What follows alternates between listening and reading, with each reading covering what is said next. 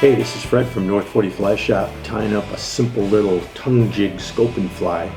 Every fly box needs some small minnow Sculpin patterns, and this simple little fly fills the niche of that bug, and then it also solves a couple problems. Since Sculpins dwell on the bottom, this fly can take a lot of abuse from banging on rocks and so forth if it scrapes along. Tying it on the jig style hook, which is basically going to make it ride hook up, solves that issue. Trout also tend to slash at these little flies. They seem to like to attack a Sculpin and knock it quickly, which also makes them difficult to hook. So again, the jig style hook seems to solve that problem by getting them right in the nose when they make the quick chomp. So we're gonna spin this little guy up. Our materials list here is pretty simple. We're basically starting out with a small jig hook. This one is an NU in a size 6.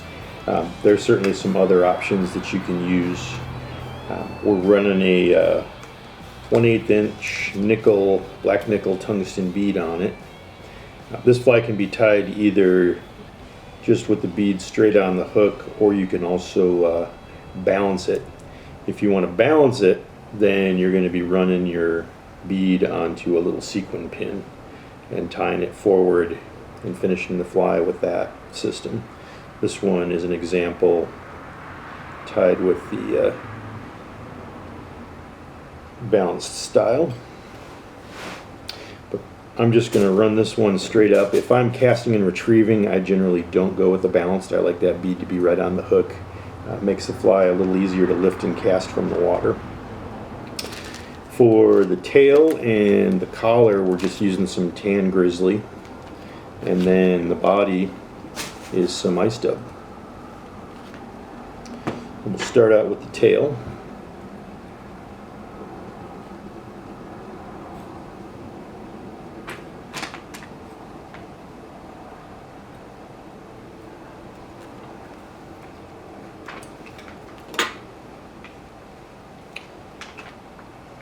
This has some good barring and nice flowing movement. So we're just going to lash this guy down.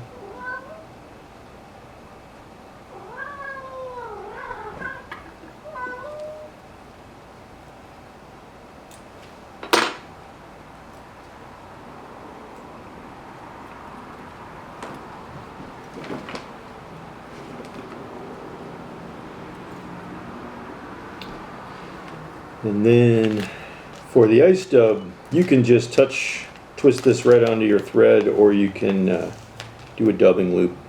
I'm a fan of dubbing loops, so I'm just going to take about a little 2-inch section here,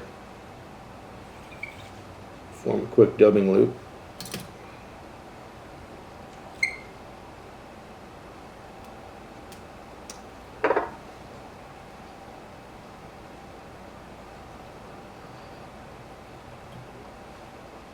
And twist this into a nice tight little noodle.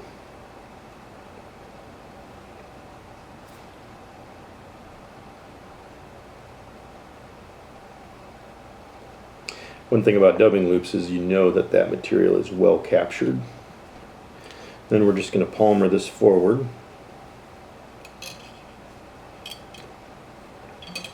We're just going to go ahead and use the rotary function here.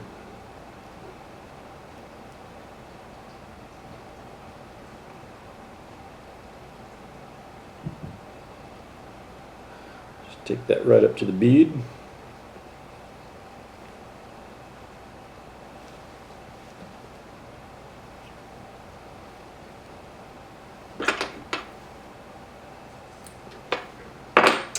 And then to complete this fly, we just need to give it a little marabou collar right behind the bead. And again, you can tie in your marabou and palmer it, or you can do your marabou in a dubbing loop. And I'm actually going to make a dubbing loop for this as well.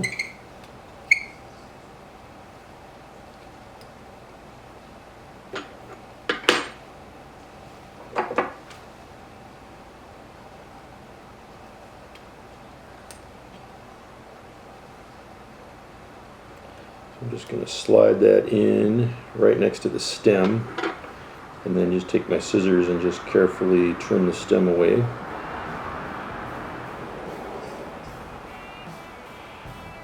If it moves a little bit while you're trimming, you can kind of feed it back in there, but that actually looks pretty good.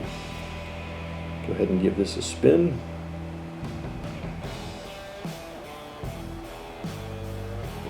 And then before I palmer it, I'm just going to give it a little bit of a brush.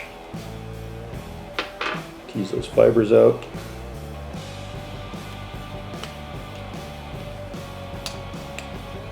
And then we're just going to wrap away. The nice thing about doing the dubbing loop is if your fibers are long, you can get them to the exact length you want. I want these fibers to be just a little bit shorter than the length of the hook shank there.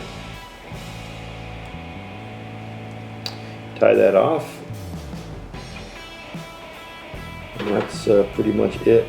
Super simple fly. Really effective for small streamer action.